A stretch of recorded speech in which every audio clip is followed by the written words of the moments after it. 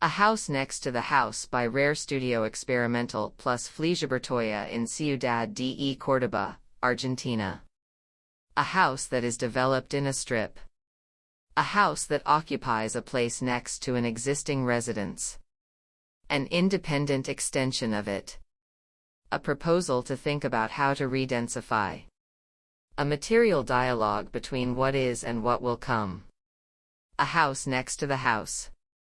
The new construction is implanted on the left side of a large existing house, extends in the form of a bar, and occupies the entire length of the land. Along this structure, the different uses follow: garage, entrance courtyard, laundry room, bedrooms, bathroom, gallery, living room, dining room, kitchen. 2 linear patios accompany each side of the strip, generating different openings towards them.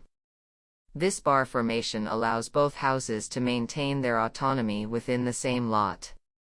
House next to the house maintains a material relationship, not so much aesthetic, with the existing house, using brick throughout its extension.